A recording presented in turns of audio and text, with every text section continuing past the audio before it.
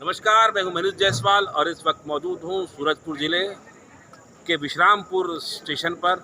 यहां impact India foundation की lifeline train आई हुई है। जिला प्रशासन, राज्य सरकार और रेल मंत्रालय का ये कोलैबोरेशन है। यहां पर यह ट्रेन पिछले 8 दिनों से है और ये 13 तारीख तक रहेगी। इम्पैक्ट इंडिया फाउंडेशन की जीवन रेखा एक्सप्रेस की वजह से विश्रामपुर रेलवे स्टेशन से लगे रेलवे गुड्स पॉइंट पर जब से यह ट्रेन आई है, यहाँ बहारें आ गई हैं। यहाँ के नज़ारे और चहल पहल देखकर लगता नहीं है कि यह क्षेत्र खाद्य निगम का गोदाम भी है, और यह अंदाज भी नहीं लगाया जा सकता कि यहाँ पर कभी रेलवे की मालगाड़ियों का आना जाना लगा रहता था और यहाँ सामान चढ़ते उतरते होंगे। यहाँ पर कभी ट्रकों की लंबी लाइनें लगी होती थी। जिला प्रशासन ने बड़ी मेहनत से इस जगह की काया पलट दी है। यहाँ के गोदाम हॉस्पिटल के वार्ड में बदल दिए गए हैं। इस गोदाम में मच्छरदानी सहित बहुत से बेड लगाए गए हैं। इस अस्थायी अस्पताल में पंखा, टेबल, लाइट की सुविधा दी गई है, जबकि फ्लोर में कारपेट मैट बिछाया गया है। हाल के प्रवेश द्वार में मास्क और सैनिटाइजर की व्यवस्था कोविड प्रोटोकॉल का पालन करते हुए की गई है। जिला स्वास्थ्य विभाग के डॉक्टरों, प्रशिक्षित नर्सों व जिले में संचालित होने वाले मेडिकल नर्सिंग कॉलेजों के छात्र छात्राओं सहित अन्य मेडिकल स्टाफ, पैरा स्टाफ गोदाम में बने अस्थायी अस्पताल और इस शिविर की व्यवस्थाओं को संभालने में लगे हुए हैं। इसके अलावा पास ही वीएम नर्सिंग कॉलेज में 200 से अधिक बिस्तरों की व्यवस्था की गई है। यहाँ भी मरीजों का आना जाना लगा हुआ है। जिला प्रशासन ने यहाँ मरीजों के लिए एम्बुलेंस की व्यवस्था की है। वहीं जांच के लिए आने वाले के लिए व्यवस्था के तहत बस 4 पहिया वाहनों की व्यवस्था बनाई गई है। एक गौर करने वाली बात यह भी है कि इस 20 से 25 एकड़ से अधिक के कमर्शियल रेलवे ट्रैक परिसर में गुड्स ट्रेन, ट्रक, ट्राला, ट्रैवलर क्लीनर, मजदूर हमाल, न जाने कितने लोग आए गए होंगे जो कभी शौचालय नहीं देखे होंगे। लाइफलाइन एक्सप्रेस के शिविर के लिए जिला प्रशासन पीएचई ने बहुत ही बढ़िया अस्थायी शौचालय बनाया हुआ है। इसकी झलक यहाँ दिखाई देती है। 1991 से हमने आज तक 215 प्रोजेक्ट कंप्लीट किए हैं, और ये जो अपना सूरजपुर डिस्ट्रिक्ट में अभी जो प्रोजेक्ट हमारा लाइफलाइन का चल रहा है वो 215वां प्रोजेक्ट चल रहा है। सूरजपुर डिस्ट्रिक्ट में हमने इसके पहले 3 प्रोजेक्ट कंप्लीट कर चुके हैं। जो पहला प्रोजेक्ट हमारा 1999 में हुआ था, उसके बाद 2006 में हम लोग लाइफलाइन एक्सप्रेस लेकर यहाँ आए थे। उसके बाद 2011 में भी हमको अच्छा रिस्पॉन्स मिला था यहाँ पे, और अभी 2021 में हमारा चौथा प्रोजेक्ट यहाँ पे चल रहा है। छत्तीसगढ़ गवर्नमेंट हमेशा हमें बहुत सहयोग देती रही है इस प्रोजेक्ट का कंडक्ट करने के लिए, और यहाँ पे बहुत सारा पेशेंट्स को ज़रूरत भी होता है, इसलिए हम भी लाइफलाइन एक्सप्रेस का शेड्यूल करवाते हैं यहाँ पे फ्रिक्वेंटली। सर, आपको यहाँ पर जिला प्रशासन की टीम कितनी सहयोगी सर आपको? तो यहाँ पे सर हेल्थ मिनिस्टर सर से लेकर जो अपने डिस्ट्रिक्ट कलेक्टर सर है, उन्होंने परमिशन से लेकर सब चीज़ों को जो अरेंजमेंट है बहुत एक्टिवली वो इन्वॉल्व है। यहाँ पे जो हेल्थ डिपार्टमेंट है, सीएमओ सर वगैरह, वो भी बहुत एक्टिवली इन्वॉल्व है प्रोजेक्ट में। जैसे पेशेंट्स को आइडेंटिफाई करना, उन्होंने हर जगह पे अपनी टीम्स आइडेंटिफाई करके रखी है। उनके वॉलंटियर्स है, डॉक्टर्स वो लोग भेज रहे हैं, नर्सेज भेज रहे हैं। ये जो tenting, pre op, post op, ये सब जो अरेंजमेंट है उसमें भी उन्होंने बहुत बढ़िया सहयोग किया है लाइफलाइन एक्सप्रेस के लिए। तो सर हमारा जो लाइफलाइन एक्सप्रेस का शेड्यूल है उसमें हम स्टार्ट करते हैं आँख की सर्जरी से। तो पहले 6 दिन हमारा आँख का सर्जरी चलता है। तो हमने यहाँ आज तक यहाँ पे लगभग 600 सर्जरी कंप्लीट कर चुके हैं पहले 5 दिन में, और अभी हमारे 300 पेशेंट्स का और सर्जरी करने का प्लान है यहाँ पे।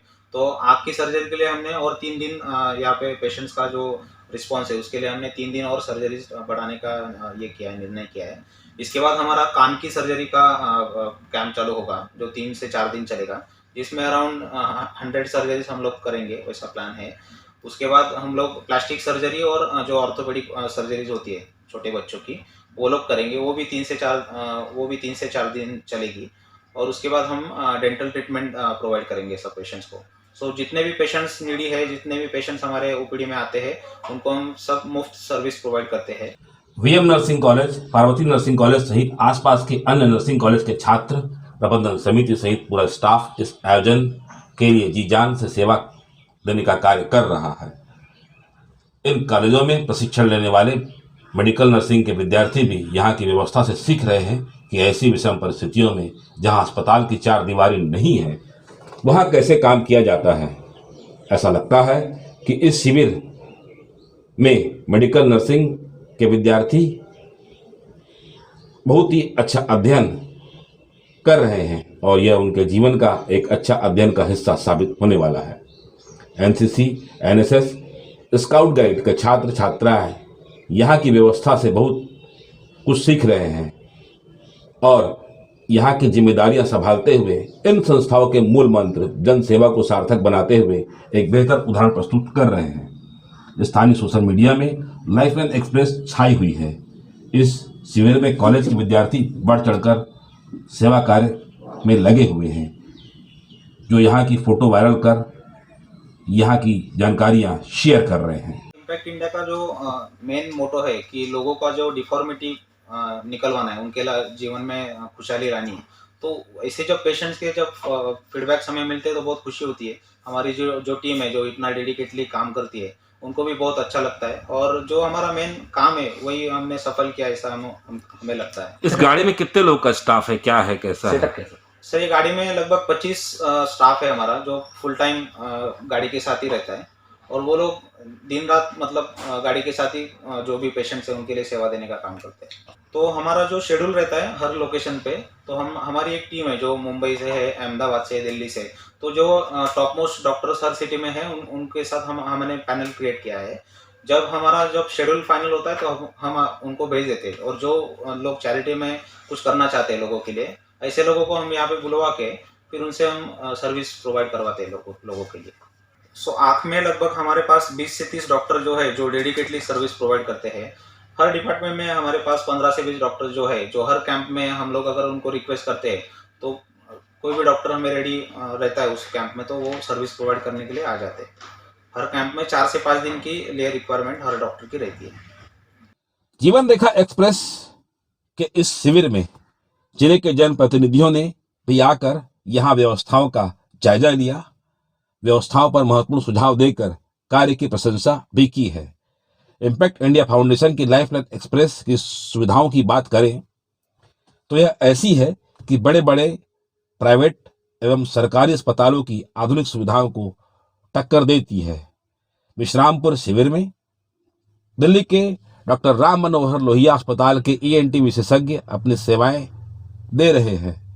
फाउंडेशन देश के नामी गिरामी अस्पतालों और वहां के डॉक्टरों की सेवाएं ले रहा है। इस ट्रेन में इलाज के लिए अल्ट्रा मॉडर्न सुविधाओं से यह लैस है। यह हॉस्पिटल पिछले कई सालों से लोगों की सेवा कर रहा है। तो वहाँ पे सर जो हम जिस पेशेंट्स के लिए जाते हैं वहाँ पे, तो उन पेशेंट को खुशी या फिर उनके जीवन में कुछ चेंज आए, इसलिए हम लोग लगातार प्रयास करते हैं। इसलिए हमने लाइफलाइन एक्सप्रेस को शहरी इलाकों में ना लेके जाते हुए हम लोग जितना रिमोट एरियाज में जा सके जहाँ पे पेशेंट को बहुत जरूरी है वही एरियाज हम चुनाई करते हैं। वहाँ पे हम लोग परमिशन लेते हैं और वहाँ पे हम लोग ट्रीटमेंट करते हैं। मतलब आप लोग कंसेप्ट ये है कि हमको रूरल एरिया जाना है, रिमोट एरिया जाना है, हमारा ट्रेन रिमोट एरिया में जाना है। तो हम लोग पहले स्टार्ट करते कि अगर किसी डिस्ट्रिक्ट में या फिर किसी स्टेट में हमें जाना है तो हम लोग पूरा स्टैटिस्टिक्स देखते हैं गवर्नमेंट का, वहाँ पे कितना है, वहाँ पे कितने पेशेंट्स है, वहाँ पे क्या क्या सर्विसेज अवेलेबल है या फिर किसी चीज़ की वहाँ पे कितनी ज़रूरत है, डॉक्टर्स कितने अवेलेबल है। अगर वो सब चीज़ें वहाँ पे बहुत कम मात्रा में अवेलेबल है, पेशेंट्स को बहुत दिक्कत होती है वहाँ पे, तो हमारी टीम पहले जाके वहाँ पे पूरी स्टडी करती है और उसके बाद हम लोग फिर हमारे जो हमें मदद करते हैं फंडिंग कंपनीज, उनको हम प्रपोजल देते हैं और वो उन्होंने अगर हमें बोला कि हाँ ये डिस्ट्रिक्ट में हमें प्रोजेक्ट करना है तो हम लोग फिर उस डिस्ट्रिक्ट की परमिशन लेके हमारा प्रोजेक्ट वहाँ पे। एकदम शॉर्ट में इम्पैक्ट इंडिया के बारे में बताइए, हालांकि बहुत कुछ बता दिए हैं आप। हाँ सर, तो इम्पैक्ट इंडिया फाउंडेशन ये एक NGO है जो पूरे भारत भर में काम करता है लाइफलाइन एक्सप्रेस के द्वारा, जिसमें हम पूरी जो इलाज हमारे पूरे स्टेट में या किसी भी डिस्ट्रिक्ट में हम लोग जाते हैं तो मुफ्त प्रोवाइड करते हैं। इसको लगभग अभी 30 साल कंप्लीट हो गए और पूरा हमने लगभग 150 जिलों में 215 प्रोजेक्ट कंडक्ट किए हैं पूरे भारत भर में। और दूसरा एक इनिशिएटिव है जिसमें हम कम्युनिटी हेल्थ इनिशिएटिव बोलते हैं, उसमें हम छोटे बच्चों पे, माल न्यूट्रिशन पे, जो प्रेग्नेंट वुमेन्स होती है उन पे हम महाराष्ट्र स्टेट में काम कर रहे हैं। इस शिविर की एक खास बात जिला प्रशासन की रसोई है। प्रशासन को इसमें अब तक कोई आर्थिक सहयोग करने का अवसर नहीं मिल पाया है। जिला प्रशासन की इस रसोई की सारी व्यवस्था व्यवस्थाएं समाजसेवी संगठनों और दानदाताओं ने संभाल रखी है। जिला कलेक्टर गौरव सिंह ने अपने स्वयं के खर्च से एक दिन के सुबह के नाश्ते की व्यवस्था की है। कुछ अधिकारियों ने भी अपने बच्चों के जन्मदिन के अवसर पर आर्थिक सेवा स्वरूप रसद दान किया है। इस रसोई में सुबह 8 बजे नाश्ता, 10 बजे सभी मरीजों के लिए खिचड़ी, 12 बजे सभी लोगों के लिए खाना बन रहा है, जो शाम 4 बजे तक चलता है। व्यवस्था संभाल रहे अधिकारी ने बताया कि रात का खाना शाम 7 बजे से शुरू हो जाता है, जो बीते 26 अक्टूबर से जारी है। इस शिविर में चाय पीने के लिए भी किसी को पैसे खर्चे करने नहीं पड़ रहे हैं। दानदाताओं ने इस मोर्चे को अलग से संभाला हुआ है। स्थानीय पत्रकारों ने भी चाय बिस्कुट यहाँ बांटे हैं। मिली जानकारी के मुताबिक यहाँ खाने की अच्छी क्वालिटी की 45,000 से अधिक पत्तलें उपयोग में हो चुकी है। यहाँ दिन में रोजाना 2,000 से अधिक लोगों का खाना बन रहा है। वहीं रात में 1200 के आसपास लोगों का खाना बनाया जा रहा है। जिला प्रशासन की इस रसोई और इसकी एक और खासियत यह भी है कि यहाँ मरीजों के लिए अलग से खाने की व्यवस्था की गई है। खाने की काकरे तक अलग की गई है। डाइटिशियन की सेवा लेते हुए मरीजों को यहाँ डाइट चार्ट मेंटेन करने की भी कोशिश कर रहे हैं। कोविड-19 का प्रोटोकॉल पालन राजनीतिक, सामाजिक, धार्मिक आयोजनों में जिस प्रकार होता है वैसे ही नज़ारे यहाँ दिखाई देते हैं, लेकिन अस्पताल के अंदर इलाज के दौरान कोविड-19 के प्रोटोकॉल का पालन अच्छे से होता दिखाई दे रहा है। विश्रामपुर के इस स्वास्थ्य शिविर की एक और खासियत यह है कि यहाँ पर भारी भीड़ होने के बाद भी स्वच्छ भारत अभियान की झलक देखने को मिलती है।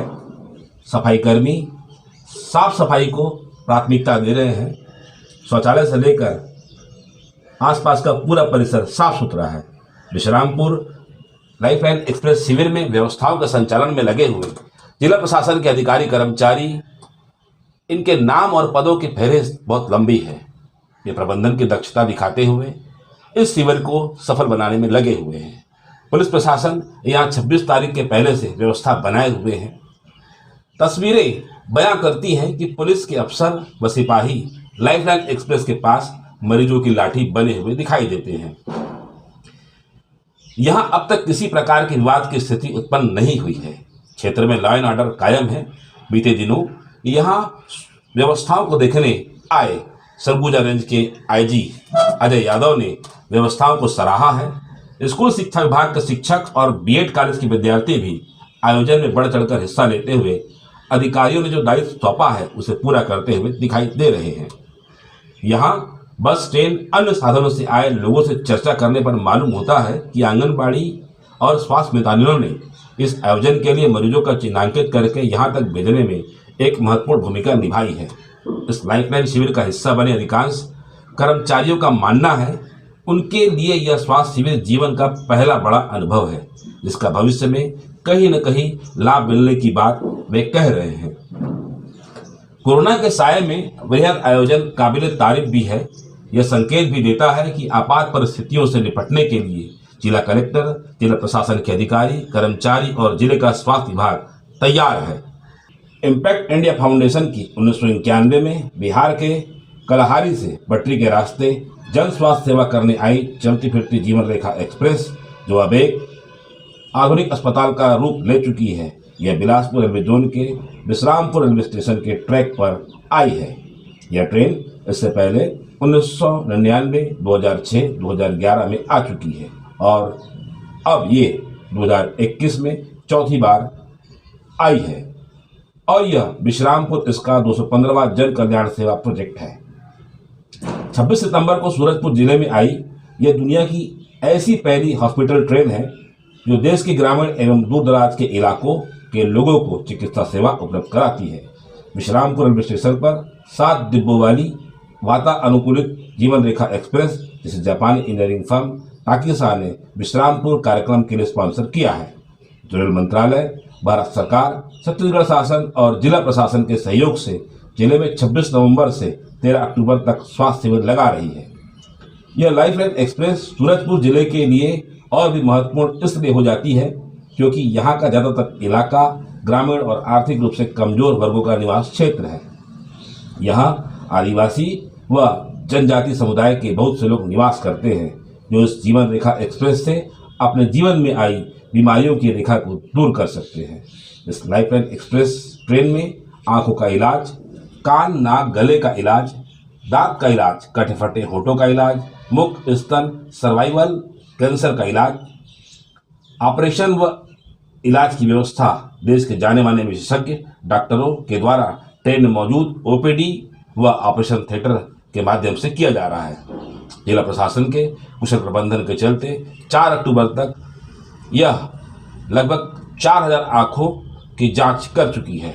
मोतियाबिंद व सर्जरी से जुड़े 825 से अधिक मरीजों को चिन्हांकन किया गया है, जबकि 600 से अधिक का ऑपरेशन किया जा चुका है। इस रेल अस्पताल में डायबिटीज के लगभग 582 मरीजों की पहचान हो चुकी है। वहीं ईएनटी नाक कान गले के 695 मामलों की पहचान कर इलाज शुरू कर दिया गया है। कई मरीजों को कान की मशीनों व आंख का चश्मा निःशुल्क दिया गया है। यहाँ की ओपीडी में दवाइयाँ भी निःशुल्क दी जा रही है। इस शिविर में हाइपरटेंशन के 585 से अधिक मरीजों का परीक्षण किया गया है। यह क्रम अभी जारी है। यहाँ पर इलाज के लिए उमड़ रही भीड़ को देखकर लगता है कि मरीजों की संख्या और भी बढ़ सकती है। पंजीयन के अंतिम आंकड़े आने अभी बाकी है।